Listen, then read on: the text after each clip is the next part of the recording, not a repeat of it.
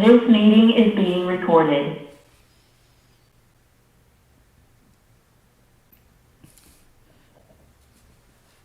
So we will continue our discussion. There are one or two verses that we normally chant at the beginning of any class on Yoga Sutra. The first one is, as I mentioned earlier, is a tribute to Patanjali himself. Padena Vacham.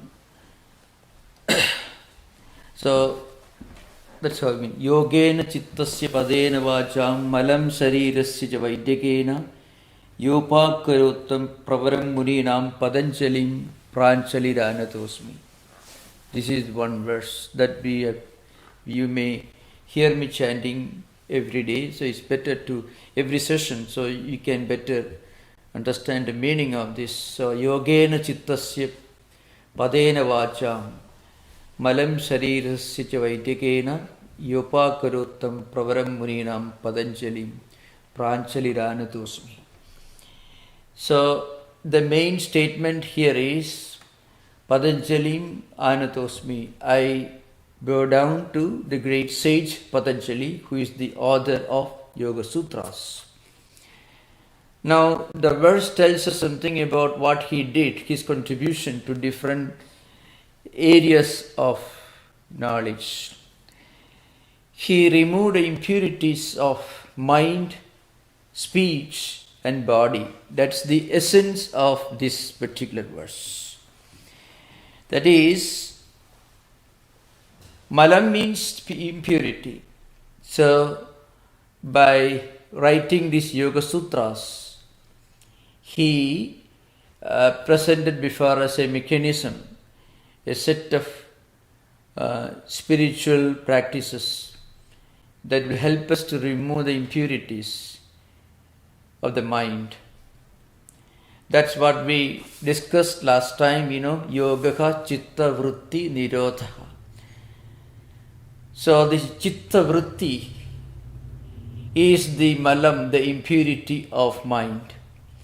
Vrittis, as I mentioned earlier, emotions and feelings, attitudes, different conflicting thought currents that emerge in our mind, that frequently stand in the way of our spiritual life, that creates conflicts, that causes procrastinations, postponing duties and obligations, makes it impossible for us to face challenges ahead of us. So these mental attitudes are the result of previous actions, thoughts, words and ideas that may emerge in the mind. So they constitute the malam, the impurity, what is to be removed from the mind. So yoga helps us to do that. So it's a very wonderful set of practices that help us to retain our mental balance, mental health. It's a science of mental health. Then Vajam Malam means the impurity of speech. Patanjali wrote the most magnificent, the most voluminous interpretative work on Sanskrit language, Sanskrit grammar, syntax, pronunciation, that is phonetics, prosody. In fact, it's called Mahabhashyam, maybe the great commentary, that's literal translation. The great commentary on the original work, that is the Bible of Sanskrit grammar. It's called Panini's Sutras. So that is the second contribution that Patanjali made. To purify speech, how to use language properly in such a way that it doesn't create any agitation in our mind or in the minds of the listeners. So language and speech have a unique spiritual dimension. It is not just a vehicle, not an instrument for communication or for just stating an idea. It has got a higher purpose, a higher dimension. if you utter a word properly, if you use language properly, it brings in a kind of inner refinement, inner tranquility and peace, and also to the listener. So Patanjali, in fact, created the most elaborate scientific work on Sanskrit grammar. In fact, if you, of course, this is not within the scope of our discussion. In fact, the volumes of Sanskrit grammatical literature is so huge, and it is the scope of an entire lifetime to study Sanskrit grammar, especially Patanjali's Mahabhashya. It is considered to be a unique work. Of course, if you should be willing to spend your whole lifetime, right from at least 6th or 7th year till maybe you die when you're 100 years. It is practically, there are in India, there used to be, now there are quite, not too many, but still there are those who dedicate their entire life just for its own sake. So that's the second contribution he made, Yogena Chittasya Padena Vacham Malam. Malam means impurity. So your Chittasya Malam, the impurities of mind, and Vacham Malam, the impurities of speech. So Yogena Chittasya Padena Vacham Malam Sarirasya Vaitekena Yopa Kurotam Pravaram Muninam Yaha Apagarot. And of course he did something else. He also wrote a commentary on Sutras, which is an important work in the Indian school of medicine, Ayurveda. So he devised a plan, a scheme, he elaborately devised a scientific plan to purify mind, body and speech.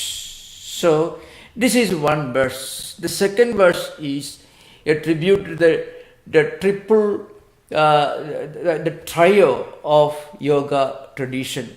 Stuve Patanjalim Vyasam Shankaram cha Munitrayam Katra Sutrasya Bhashyasya Kramat Vivaranasya cha. So I bow down to this holy trio. This holy trio constituted three sages, three saints, three great philosophers who are the celebrated authorities and writers, who are the great acharyas, what we call the great ancient masters of yoga tradition. First one is Patanjali himself, who wrote Sutram, Patanjali Yoga Sutras, which he did, of course, to purify mind, that is Patanjali. Apart from his contribution to grammar and Ayurveda, he also wrote the Sutras. And Sutras is not the most significant work of Patanjali. Some of you who may be studying Yoga Sutra, Yoga studios, you may think that Patanjali's greatest work is Yoga Sutra. Actually, you'll be somewhat disappointed. That is his most insignificant work. That doesn't show the insignificance of that work, that only shows the greatness of other works. Because his commentary on Susuda Sutras and Mahabhashya, which is supposed to be the greatest of his contributions. The next great figure that comes in the tradition is Vyasa. Today, if we are discussing Yoga Sutras, if we are discussing Yoga psychology, Yoga philosophy, we are indebted to Vyasa, who wrote the first and the most elaborate commentary on Yoga Sutras. So when we speak about Yoga Sutras, as we did last time we discussed, the Kshiptam, Modham, Vikshiptam, Egagram, Niruddham, the 5 states of human mind, we discussed. In fact, these ideas do not come from Patanjali. They were interpreted properly by Vyasa in his commentary. It is Vyasa who actually elaborated the psychological, the philosophical, the practical aspects of Yoga Sutra literature. The third figure that comes in the succession of the holy trio in the Patanjala system is Shankaracharya himself, the greatest of Indian philosophers, the greatest of Indian saints and philosophers. And he wrote a Vivarana. Vivarana means actually it is a sub-commentary on Vyasa's commentary on Yoga Sutras. So, Katru Sutrasya Bhashyasya Kramat Vivaranasya cha. So, the Sutrakara means the author of the Sutras, Patanjali. Bhashyakara means, in the context of yoga system, Vyasa's commentary. And Vivarana is a sub-commentary of Patanjali system following the footsteps of Vyasa's commentary. So this is what we have to keep in mind. These two verses we will chant every time when we discuss the subject. So I discuss this second sutra, which is maybe the most important sutra in the Samadhipada. So I won't repeat again what I said earlier. There are 4 chapters, that is Samadhipada, Sadhanapada, Vibhudipada and Kaivalyapada. This is the chronology, the order of chapters in any printed work that you buy from any bookstore. Now, in actual spiritual practice, it should be slightly different. The first is Sadhanapada because it deals with practices. The second should be Vibhudipada because it deals with the results, the powers, the consequences, the effects of these practices. The third is concentration, Samadhi, that is the third stage. And of course, the fourth chapter is always the same, Kaivalyapada, the chapter that deals with emancipation or spiritual enlightenment. But we will discuss slightly differently because the first 14 sutras of Samadhipada deals with some of the important introductory ideas to yoga system. For example, yogaha chitta vritti nirodhaha. This is a definition. This is a definition of yoga. What is yoga? Chitta vritti nirodhaha. Nirodha has got 2 meanings. One is transcending. Secondly, cessation. How do we transcend? First, we try to restrain, control the negativity which is constituted by ideas, emotions and feelings that frequently stand in our way of our spiritual life. Not only spiritual life, and that is something very important. Patanjali's system, strictly speaking, is not a spiritual classic. Don't be shocked when I make this statement. Because Patanjali himself was not talking about God realization. He is not speaking about realizing Brahman, Atman or anything. Patanjali's system is philosophically allied to Sankhya system, which is at best an agnostic system. Some people will call it even atheistic. So it is very secular. That is an important point people should remember. Of many of the mantras that you may utter in the yoga studios or elsewhere, I do not know but they are all very important because those mantras contain very great ideas, no doubt. But Patanjali's system, Patanjali Sutra doesn't ask you to go to a temple, a church or a synagogue or any place of worship and pray to some god sitting somewhere, asking for prayers, asking for solving your problems. Not at all. It actually helps you to solve your problem yourself. Try to analyze your mind, your thoughts, your feelings, your ideas, and you find that it is so secular. It is not anti-spiritual. What I mean to say, it is not religious in the conventional sense. Because religion has got a very bad name frequently. That religion is not responsible. When we talk about religion, we talk about a god, some kind of a hulk, huge muscular man with a big stick on his hands, totally uncompromising, absolutely not willing to listen to your appeal. You know, he just do's and don'ts, and he threatens you if you just don't listen to him, and he he will promise paradise or what, still worse if you obey him. Now, this sort of thing you don't find in Patanjali system. That is something very interesting. So, yogasanas teach you to stand on your head, but Patanjali helps you to stand on your feet spiritually. I mean, it helps you to understand yourself, to analyze your mind.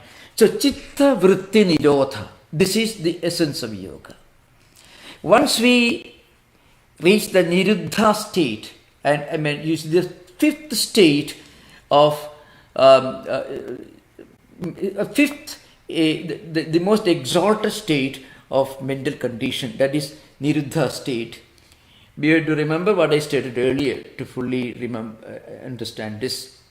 In the introduction, last session, I mentioned the 5 states of human mind: kshipta state and mudha state. Kshipta state, you are restless, but you are somewhat dumb, inactive.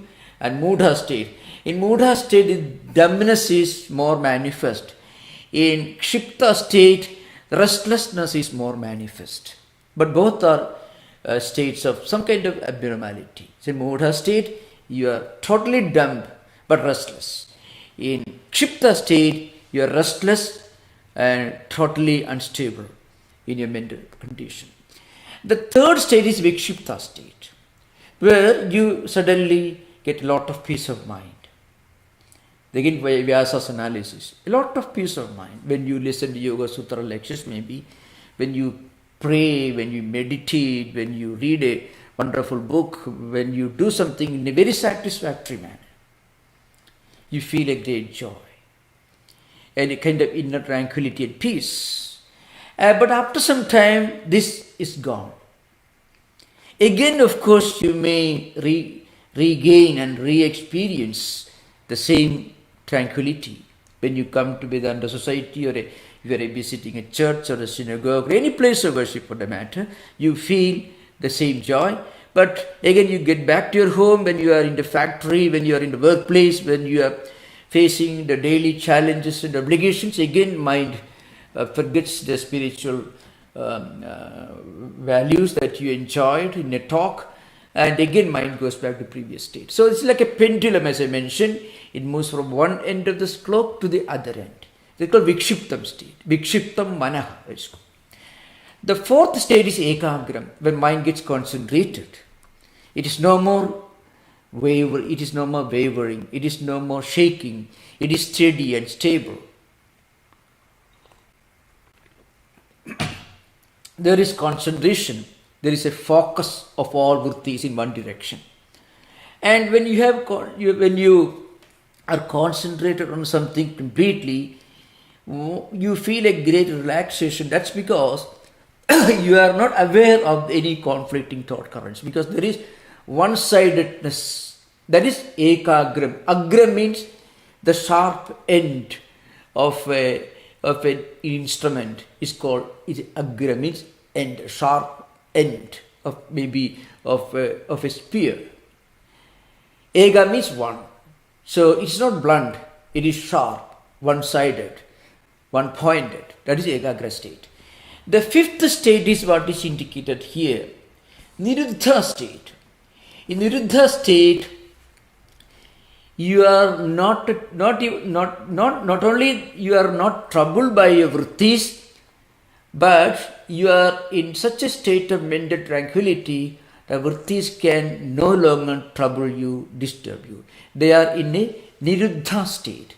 I mean, they have ceased to exist, but you have transcended the state of being disturbed by vrittis. So in the coming sutras, you find it's like seeds which are burnt or cooked.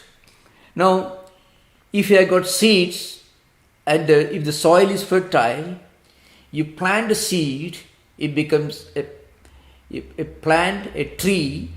But suppose you fry the seed or you cook the seed and then you put in the soil, it doesn't become a plant, it doesn't become a tree, because its ability to evolve further or to manifest again has ceased to exist. So all the vrittis and vasanas and samskaras in our mind become like cooked or burnt seeds. It's called Dagdha Bija. What Patanjali uses that term. Dagdha means fully burnt. A seed that is fully burned. So that is called Yogaha Chitta Vritti Nirodhaka. So the purpose of yoga is to reach that state of cessation of vrittis, vasanas and samskaras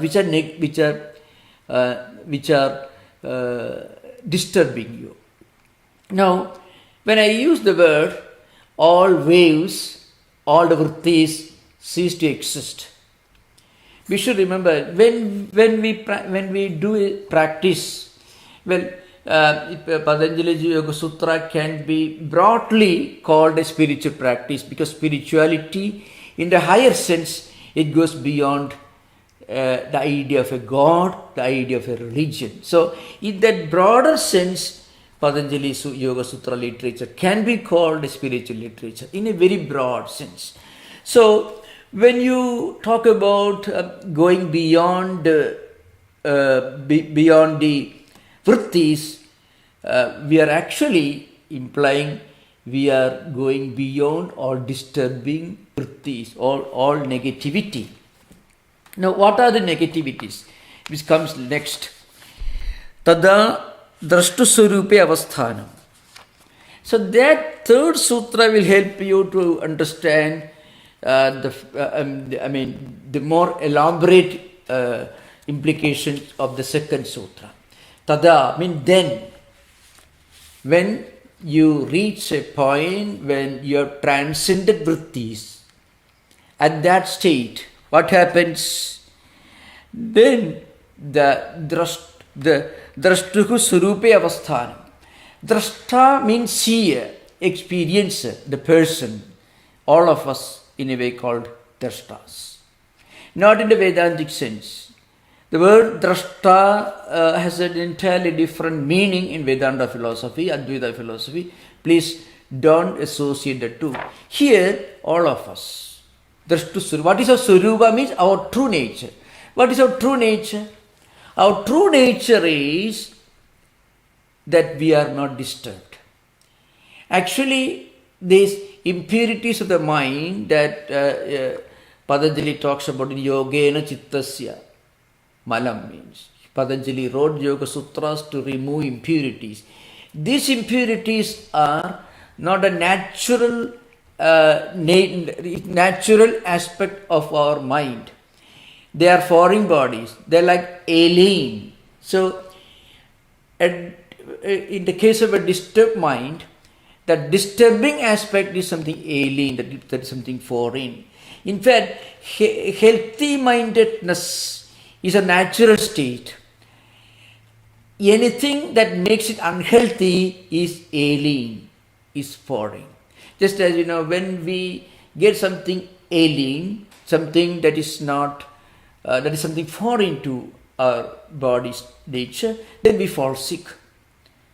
When something disturbs our mind, we become anxious, we become worried, we become unnecessarily, without any reason, we become anxious. That worry, that cause of worry is not our true nature. It is alien to our true nature.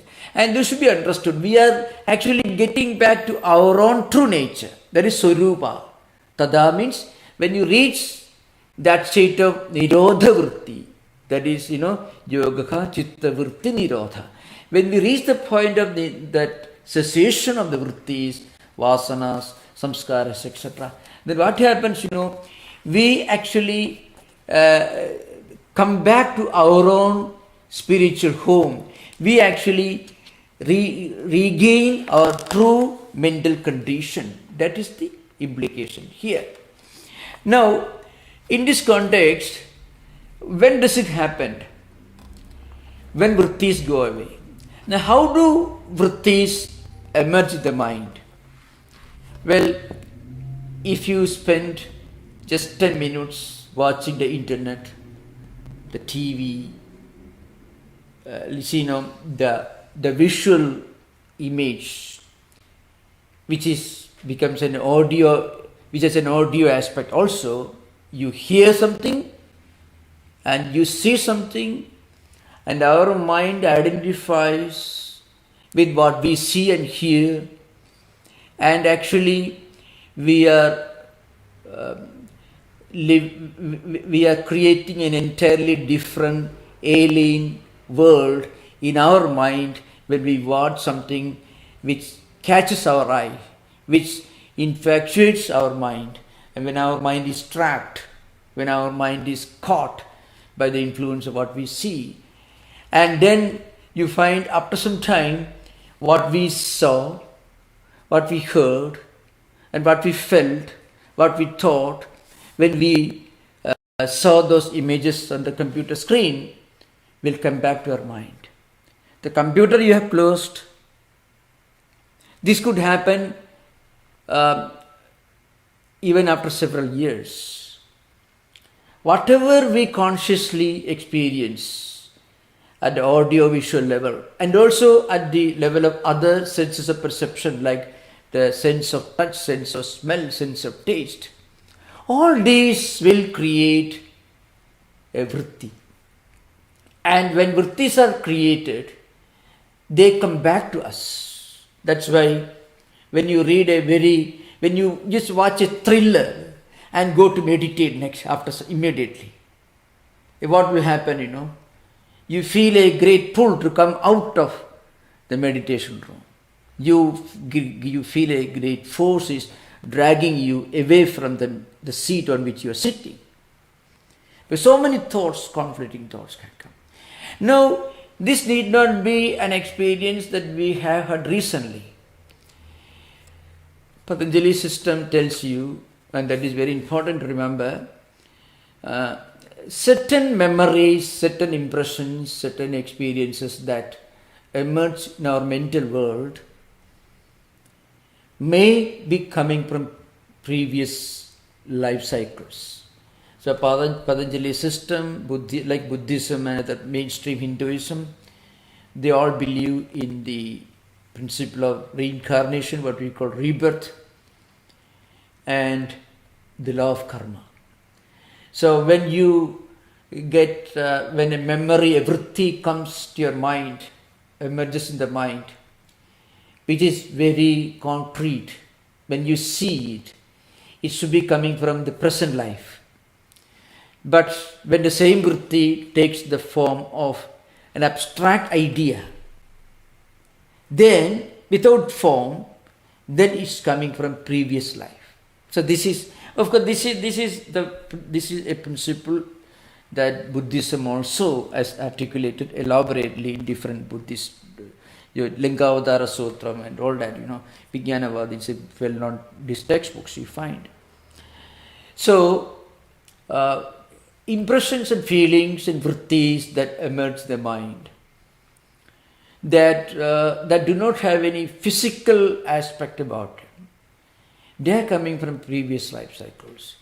When they have visible form and concrete, visible, a gross dimension, then they are coming from this life. If you have had an experience when you are children, you may regain that experience. When they come back to the mind, along with that impression, the visual form and what you heard maybe 40 years back, you may hear again.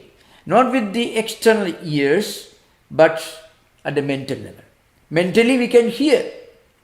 And that's a very important thing to remember.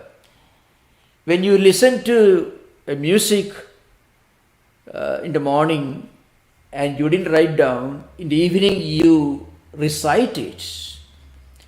When you recite again, you are hearing again what the music teacher taught you in the morning. When you hear it again.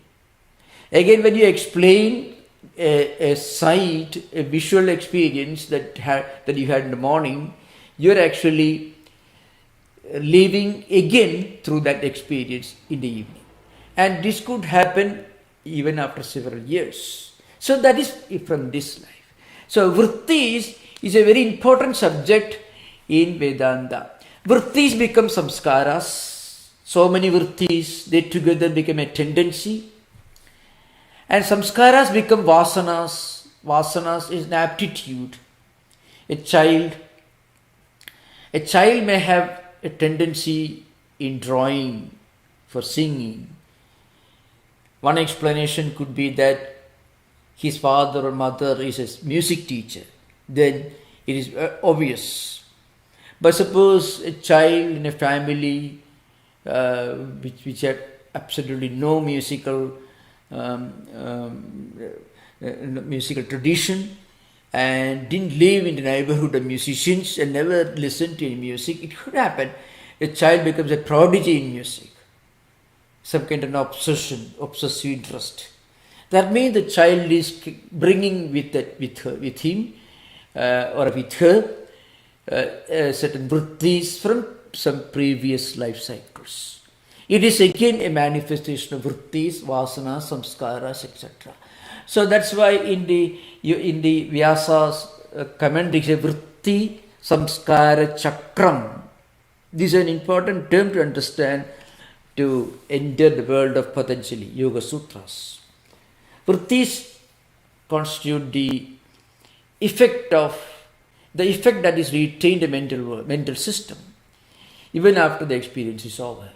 Samskara is a tendency. Vasana, it becomes an aptitude. Sankalpa means thought currents, again following the same samskaras and sankalpas. And you repeat that action again. See, again, so when you repeat that action, more vrittis, identical vrittis are created. So it becomes a circle. Now, of course, here, Patanjali has analyzed the way this creates problems in our mind. So he talks about 9 obstacles which I mentioned the last time, but so I won't repeat again. Antaraya is called. So these vrittis can create stumbling blocks in the mental world. When we are able to stop these vrittis, when we are able to restrain these vrittis, when we are able to transcend these vrittis, then what happens, then we come back to our true nature, our swarupa. So that is the meaning of the 3rd sutra. We should remember that very well. Okay, now the 4th sutra tells us vritti sarupyam idaratra. Now, suppose you don't try to understand this and you don't try to practice, you don't try to do the yoga practice to restrain these vrittis, what happens, you identify yourself with everything you see, you hear, you touch, you smell and you taste. All the 5 senses of the mind all the 5 senses of a personality will drag the mind towards their respective sense objects. All the time. But there is an interesting analogy in the well-known work called Viveka Chudamani by Shankaracharya. So he says how the vrittisarupam idaratra, how we identify ourselves with every sense object and every sense experience and how it creates problems. So there is a sloka is, Sabdadibhi panjabhireva panja panjatmapusa gunena baddhaha kuranga madanga padanga minaha bhranga nara panjabhiranchitakim.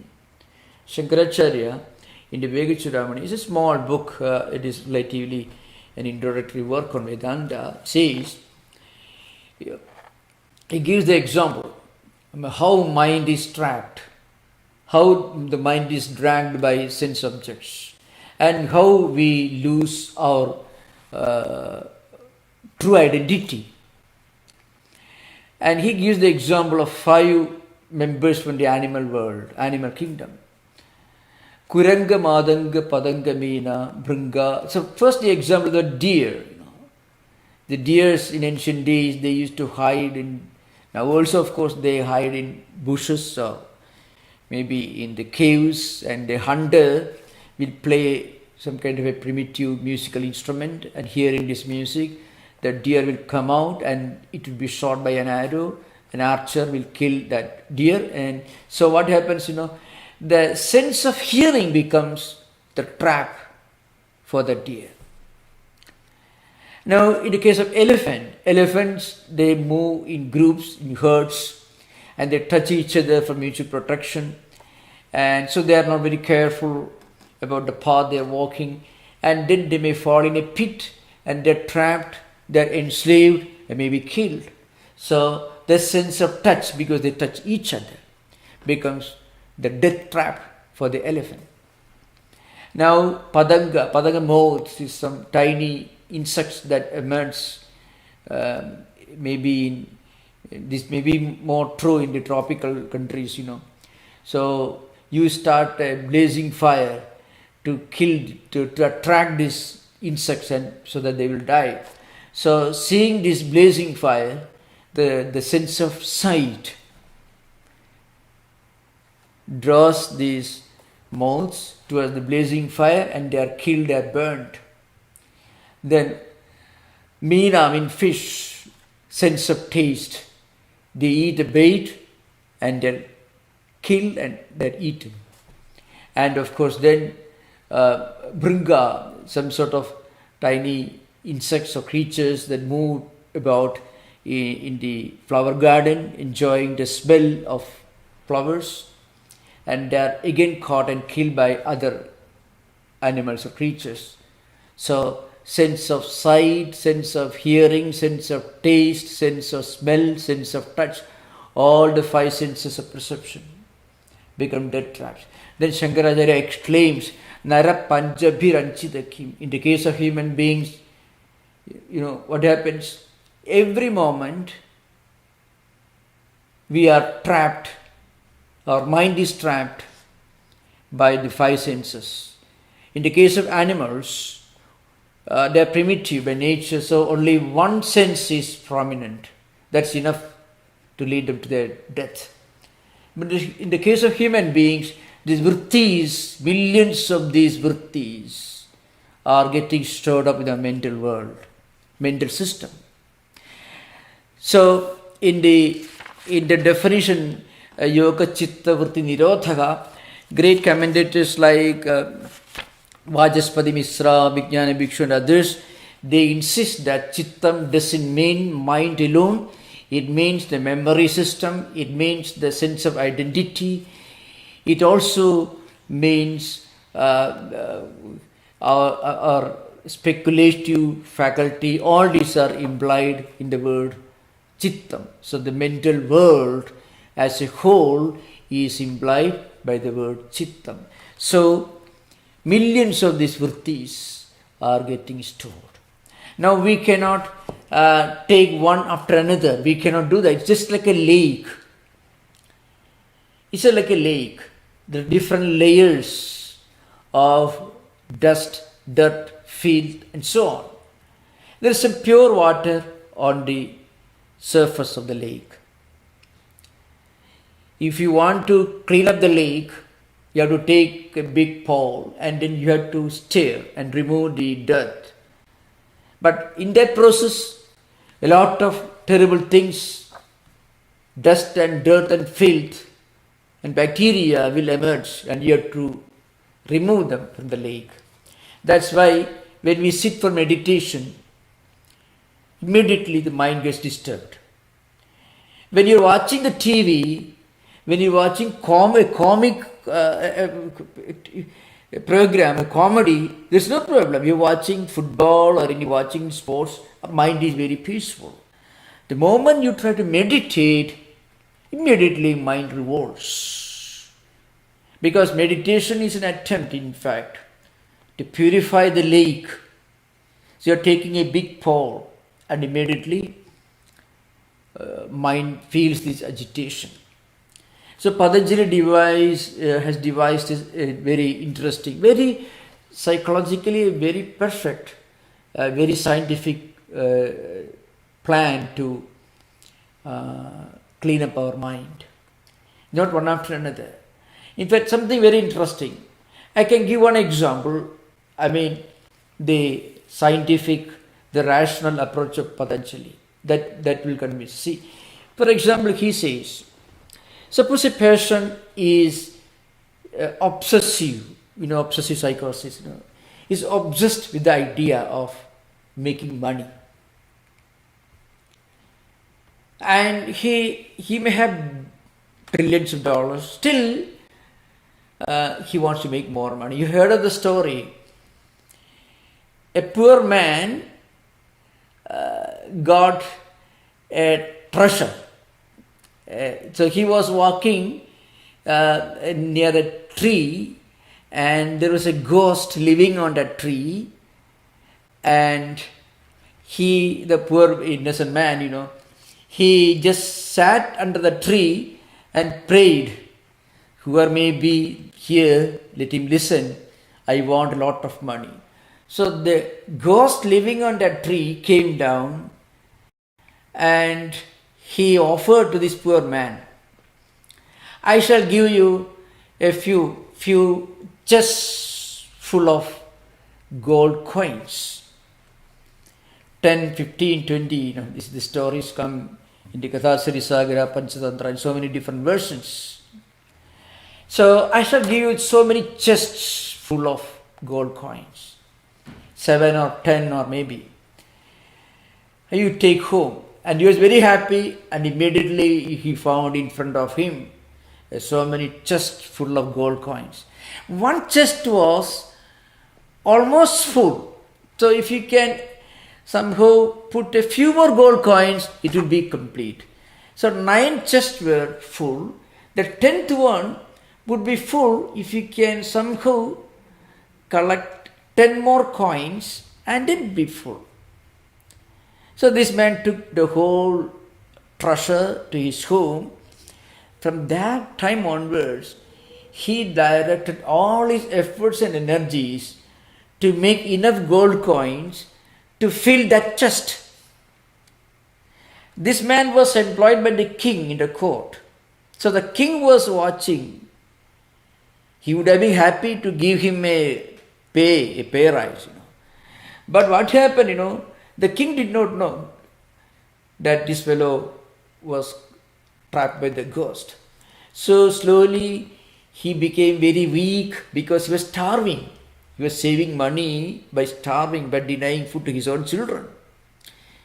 He neglected his own health care because he wanted to collect 5 more coins so that the 10th chest will be full. And eventually he became so poor that he began starving and he began begging in the streets. This is how the story goes. So what happens is called an obsession. Now, Pratipaksha Bhavana, Patanjali makes an interesting point. Pratipaksha Bhavana means when you are caught and trapped by any such obsessive feeling, which frequently happens, then you think about the dangers of greed. How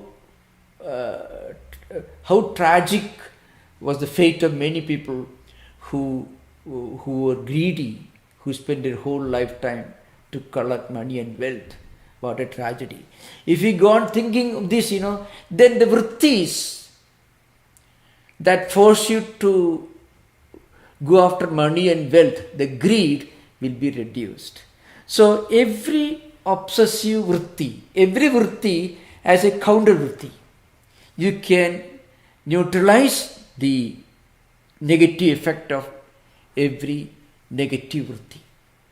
I am just giving one example. And of course, he gives a lot of examples of abhyasa and vairagya, sense of renunciation and repeated practice of certain disciplines that we discussed in the coming sessions. So, vrittisarupyam idaratra. If you don't try to restrain the vrittis, then what happens, every passing object, every passing experience will become a trap, will ensnare us. So that's why yoga asmin kale bhojana means a very interesting. I'm just quoting one, Bhoja wrote the well-known book Raja Martanda. In that book he says, Yoga anyasmin kale. That means that's what he says. Means what is itaratra? Otherwise. Itaratra in Sanskrit means otherwise. If you don't practice yoga, if you don't try to practice your vrittis, what happens, What happens?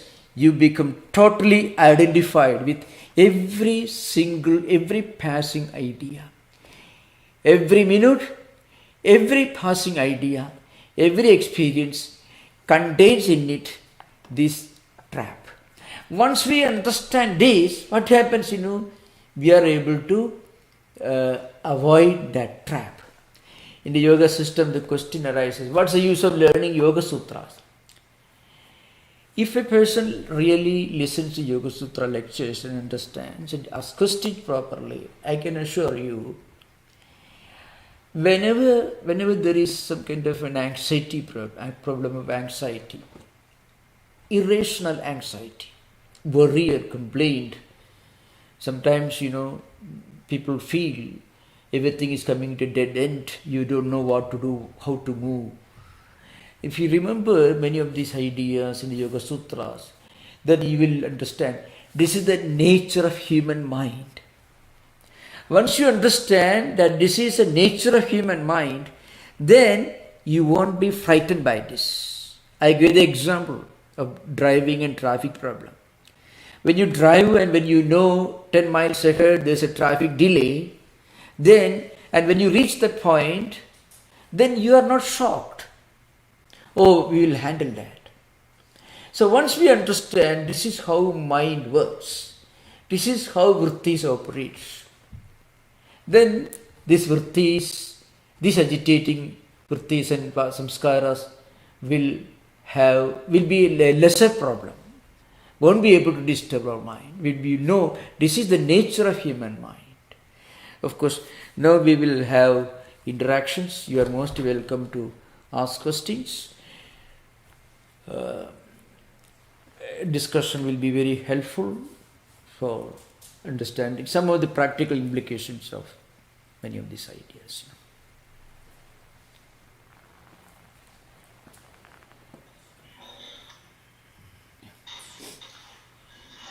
Pranam Swamiji. Yeah. So I have a question regarding dream experiences as they relate to vritti. Right? In some other classes you have mentioned that you cannot have a dream that is untied to a real experience, right? Which is the vrittis manifesting in some way. So in a way we could say that dreams also tell us a little bit about our real personality, but we have both desirable and undesirable dreams. Yeah. So what is your advice on how we should approach our dream experiences? Yeah. We prepare the ground for our dreams. Dreams are nothing but re-expressions. We are reliving, re-experiencing what we experience in waking state. Not exactly, but differently, more subtle mental level. So, to feed, I mentioned this earlier, to feed our mind with more and more positive vrittis. That's one way to avoid unpleasant dreams. That's a better way to put it. So how do we generate vrittis? And that's what Patanjali system insists on. That is the value of learning Patanjali system. You see, I gave this example. Maitri, Karuna, Mudita, Upekshanam.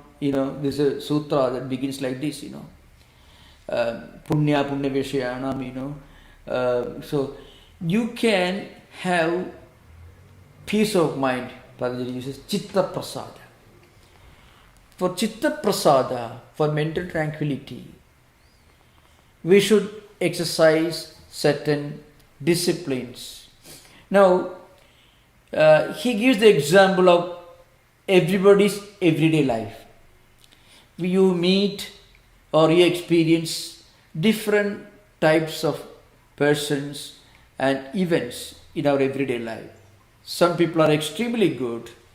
Some people are also good, but they are not able to help us in some ways. And some events are very promising, very desirable. Some experiences, some events that we witness may not be very helpful. So you find a variety of events and persons and situations every person encounters in everyday life. Now there, Patanjali says Maitri. So there are people who are more or less like you, interested in spiritual life, interested in the spiritual disciplines which Patanjali talks about, So you should try to associate with those persons. When you associate with people who are spiritual seekers like us, it's not that I'm a spiritual seeker. No, you should not be choosy or exclusive. No, that's not what is meant by that. It is simple common sense. It is simple common sense. I don't mean to say you should be hierarchical or you should categorize people. You should be judgmental. Not at all. That's not what I'm talking about. It's simple common sense that we all want to practice so that we will be able to live a peaceful life and others also will be able to live a peaceful life. That's what the implication. So, try to associate with people whose association will help you in your spiritual life. So, this is Maitri. Karuna means sympathy. Maitri means friendship. So, Patanjali's language is very brief. So, Maitri, Karuna, Mudita, Upekshana. This is how he puts the language. Karuna means sympathy. Suppose there are people in your office or any place, they ask you questions, you go to Vedanta society, you go to any holy spiritual place, and do you know any of these things? And that person may not have had any access, any idea of any of these ideas that you have already experienced. So you should not look down upon him. You should have a very sympathetic, friendly attitude towards him. That is called, Karuna. Mudita, he means suddenly you may come across somebody who is much more advanced. You should be happy. If we can be happy when we find people who are ahead of us, if you can appreciate qualities in others that we don't have ourselves, then those qualities will naturally develop in our mind. What we admire in others, those qualities you find slowly we will develop. That's why small children in their homes, the children who are interested in soccer or football or any game, they will get some pictures or photos of the heroes of that particular game. They will have on the table. Now that they may be aspiring to become a sportsman themselves. So what we admire in others, that we become. If we can admire great and good qualities in other people, we should be happy. That's the literal meaning. Mudita means we should be happy. We should be happy. We should appreciate. We should not have any negative feeling or jealousy or envy when we find people who are superior to us, who are in every way more qualified. Not that we should be submissive or anything, but we have natural broad-minded appreciation of goodness, good qualities in other people. Now, the fourth category, Upeksha. There are people whose association could actually cast doubts in your mind, can shake your own convictions, can make you skeptical, cynical. That is a very dangerous thing actually. There are many people whose association can pour cold water on your own mind. Already you may be interested in some spiritual ideas, you may be practicing something, you may have developed a great interest in certain things. Suppose you associate with certain people, you should not hate them, but you should keep, mentally, you should keep some distance. It's called a filtering mechanism. Every day you can live with them, but in your mind you should say, well, I'm okay, but I have a different idea. So that helps you to evolve, to develop a filtering mechanism so that you won't be affected by wrong association with people who can have a disturbing influence on you. Now, in fact, Patanjali has exhausted all possible categories of people, associations and events in this sutra. It's very interesting.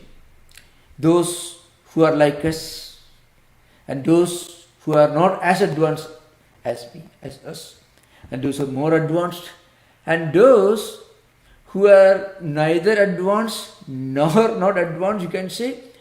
But if you talk to them for some time, you start thinking, well, after all, why should I worry about these Yoga Sutra, Vedanta, spirituality? Why should I? Suddenly, if you are a beginner, you are more likely to be impacted, influenced by negative ideas. So you should not fight and quarrel with them. At the same time, you should not be very friendly with them. So keep a distance, not physically. Maybe sometimes, every day we may have to deal with such people. You can't fight with them and you can't keep away from them physically, of course. But mentally, you should have a defensive mechanism in your mind. Now, this is how rational it is. This is very interesting. So that is, the system is so scientific and so rational and so psychological. In fact, I shall complete. The concept of samskaras is a unique contribution of Patanjali's system to the world. Modern psychology doesn't have anything comparable to the concept of samskaras as expounded by Vyasa in his commentary. This is a very unique explanation. If you correctly understand, you find it could be a very sound, logical explanation for obsessive psychosis and for multiple personalities problems, and also certain problems like these delusions of grandeur. All can be explained in the light of this Vyasa's concept of samskaras. Yeah.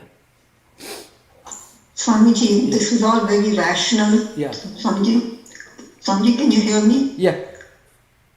So it's all very rational and logical.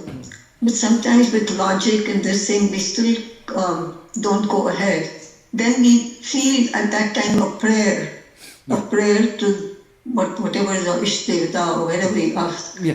That still gives us a lot of solace. You are right. So, but totally discounting God. Yeah. No. Remember, I'm happy that you just you took up this subject. I'm happy, so I get an opportunity to clarify the points. If we study Ashtanga Yoga, Yama, Niyama, etc., that Yama, Niyama, Asana, Pranayama, Pratyahara, Dharana, Dhyana, Samadhi, Ashtanga Yoga analysis, and there's Ishvara Pranidhana Dva, this sutra in the Patanjali system. The Ishvara, God, is not denied. What I wanted to emphasize was, frequently people do have a wrong feeling that Patanjali system is some kind of a religious thing. It is religious, it is part of Hindu heritage, Hindu tradition, no doubt about it. But what I mean to say, in many ways, it is so secular Because Patanjali himself, Patanjali system itself is totally different from any devotional philosophy. At the same time, prayer, meditation, resignation to God, Ishvara Pranidhanatva is an important sutra is there. That is also one way to experience Chitta Prasada, mental purity. If you can, Prapatti is called Sharanagati. In fact, I'm going to discuss this when I discuss the first sutra, Tapaswadhyaya Ishvara Pranidhananani Kriya Yoga. The first sutra of Sadhana Pada will come. Then I will try to explain. That sutra deals with Bhakti Yoga, Karma Yoga, and Jnana Yoga. These three yogas are implied in the sutra, the first sutra of Sadhana Pada. That is Tapaswadhyaya Ishvara Pranidhananani Kriya Yoga. Kriya Yoga, according to Patanjali system, is totally different from whatever you hear. Kriya Yoga is a stepping stone to spiritual life. For any person who believes in God, in any religious tradition, Kriya Yoga is the door, the entrance into spiritual life. And that is the first sutra of the Sadhana Pada. We will discuss that subject. So prayer, meditation, prapatti, sharanagati. In fact, Anuvullisya sankalpaka pradigullisya varjanam rashashriti viswasa goptrutva varanam tatha atma nikshepaka arpanne shabvidha sharanagati. According to Ramanuja system, which is Advaita system, these are the 6 characteristics of true surrender to God. That idea also comes in the exposition of Kriya Yoga and also in the sutra Ishvara Pranidhanat Va, or by resigning everything to God. That's the meaning. We'll come to that. Thank you for raising the question. Yeah. Thank you so much.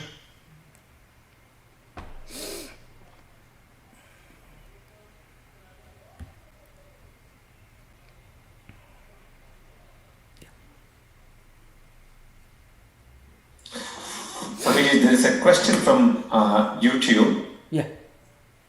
So this is from Subhash Jawharani. It says, how are klesha and dvesha connected to our samskaras? Excuse me, Raga and Dvesha, what's it? Klesha and dvesha, how are they connected to samskara? Yeah, kleshas, Pancha klesha are explained here. Avidya, Asmida, Raga, Dvesha, Abhinivesha, klesha. It comes in the Sadhana Pada. We'll take up that. The subject is coming. But anyway, I will mention, Raga and Dvesha are examples of kleshas. Raga and Dvesha are examples of kleshas. So, the sutra is Avidya, Asmida, Raga, Dvesha, Abhinivesha, klesha. This is sutra in the Sadhana Pada. Now, Raga and Dvesha, they are two opposites, two sides of the same coin. Extreme obsessive attraction towards something is raga, and equally obsessive hatred or aversion towards something is dvesha. At the empirical level, just like a coin which cannot exist with only one side. So every expression of raga has its opposite, dvesha, at the empirical level. So these are again the results of vrittis. More or less modern psychiatry and psychology agree with this point. Some inexplicable or imaginary feeling of hatred towards somebody, towards something, towards some kind of an experience which is obsessive, which a person may be aware of, this is totally ridiculous, still wants to get out of it but cannot get out of it. That is actually dvesha. And then raga, it has two aspects. One is infatuation, the other one is addiction. Both are implied in the raga. Infatuation means people have a special liking for certain food, certain things like that. And then they have a liking, but they know it's not so good, they want to get out of it. Still they cannot get out of it. There is an element of helplessness in it. It is also one aspect of raga. Both these are explained in the coming sutras you find. When we take up the sutra, we will discuss the subject.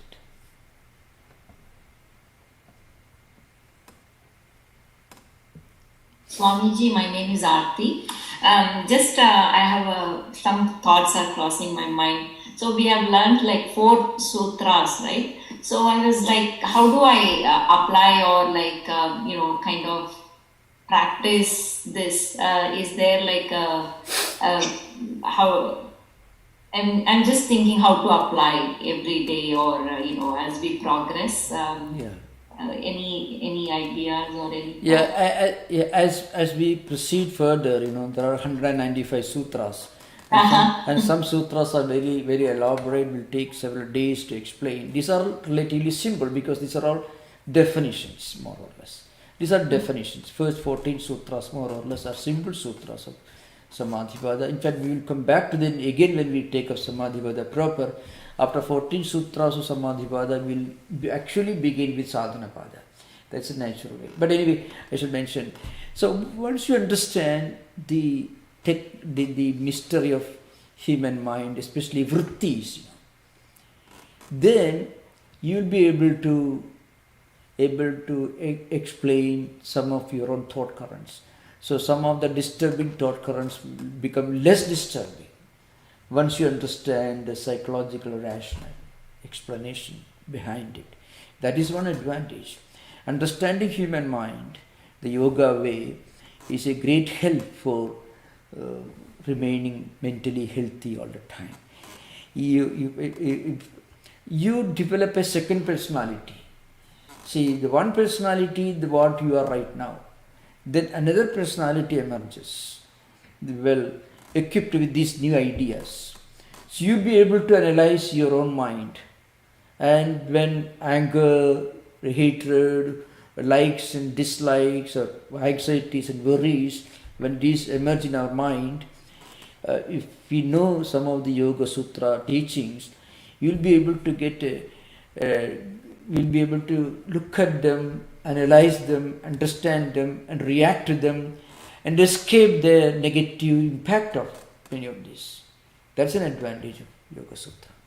So as we proceed further, you will get a clear picture of how to apply this in our mental life. Thank you, Swami. Thank you.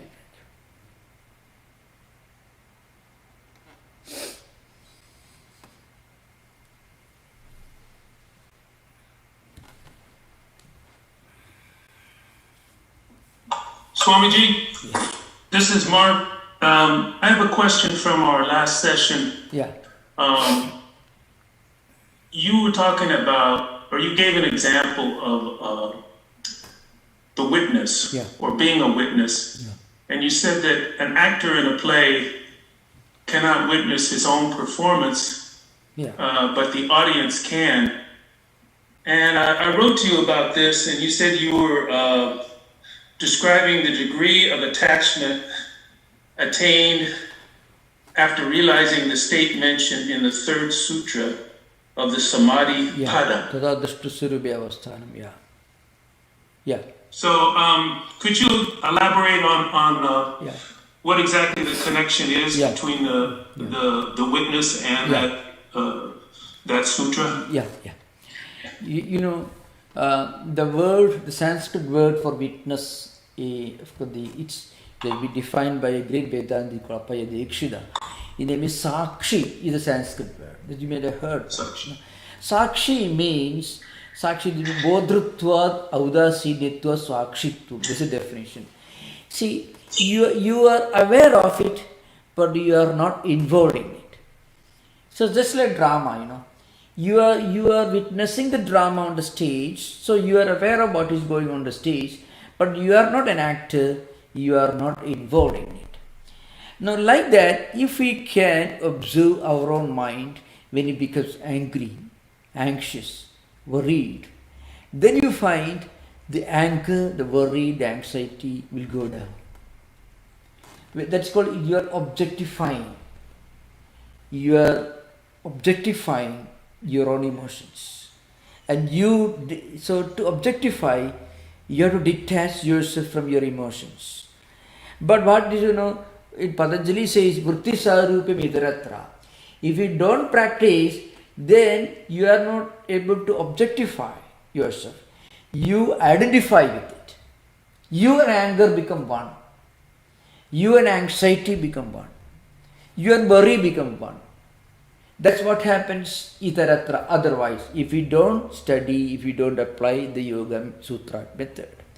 If we apply Yoga Sutra method, then what happens, this tada dashtu surupi avasthanam. Then we will be able to remain ourselves at the state of witness, our own real nature. So you are able to detach yourself from your anger. Then anger becomes less disturbing. You can happen, see, in ordinary life, sometimes we come across people who are very mature, not necessarily educated people.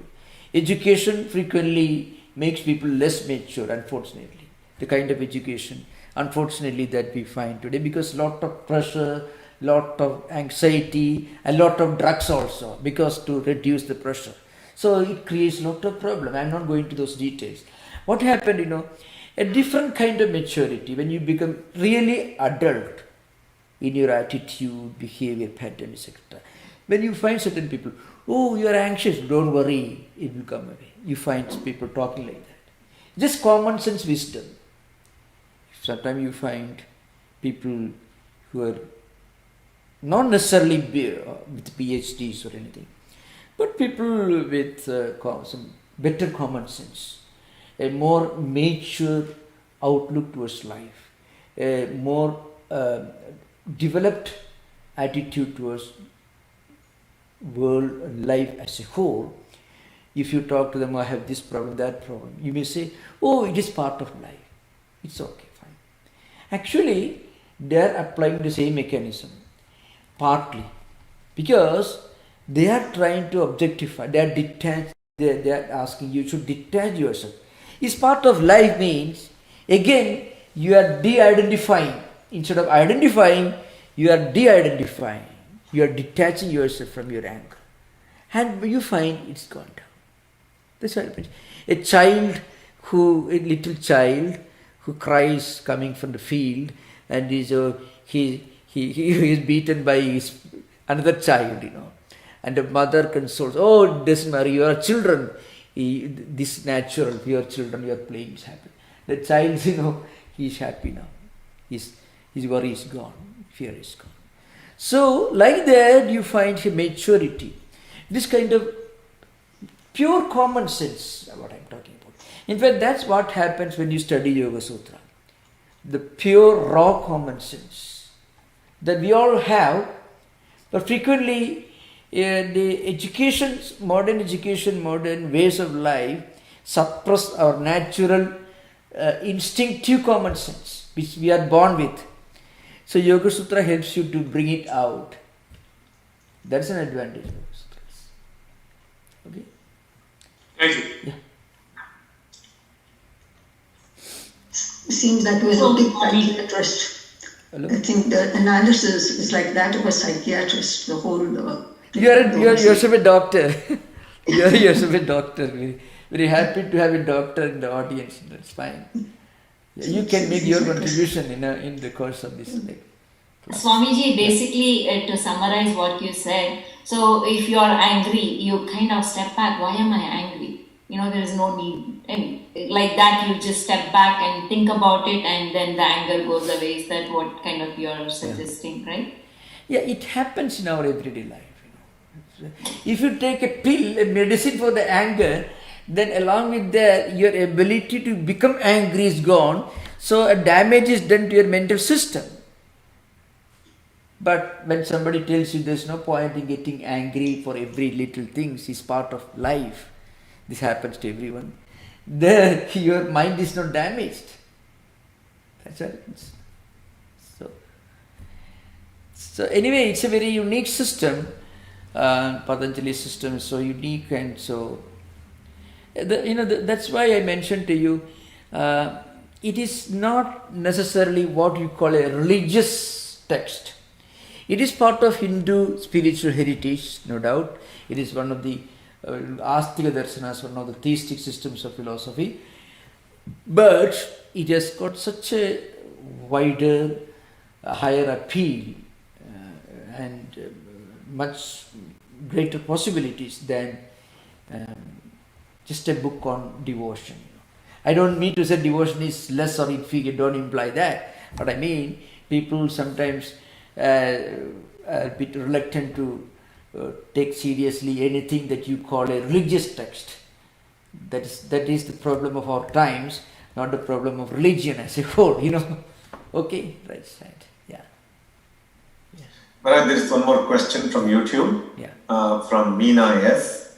So you can overcome fears by practicing yoga. Does it work through more relaxation of mind and understanding the nature of fear and reasoning? Yeah. We will come to in the yama, niyama, ahimsa, satya, steya, brahmacharya, parigraha, shauja, sandosha, tapasya, adhyaya, isupnidhana. These two constitute, yamas and niyamas constitute the basis of Ashtanga Yoga. We will discuss the subject again. So, if a person practices yamas and niyamas, then naturally it's a stage by stage, step by step practice of disciplines. Again, what happens, we all may become angry, but we will be able to become aware of the fact that we are becoming angry. When we become angry, and also when we are aware of the fact that we are becoming angry, then our anger will not be so disturbing. We become worried, but we also become aware of the fact we are becoming worried, and that also implies that there is no point in getting worried. That common sense comes. Then worry becomes less. So this applies to worries, problems, fears, and all that. When we discuss this yamas and niyamas dealing with Ashtanga Yoga, these things will come. Yeah.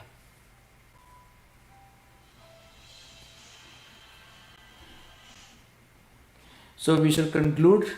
Thank you for the questions, because your questions help me to explain more of what I have just touched, briefly discussed earlier. Thank you. Om Shanti Shanti Shanti Harihi Om Tat Sat Sri Ramakrishna Arpanamastu.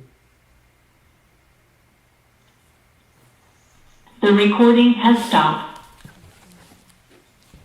Hari Om, Swami. Thank you. Hari Om. Oh, you didn't raise any questions today? Huh? I was listening to a lot of questions. Yeah, very good. Okay, fine. Thank you so much. Yeah.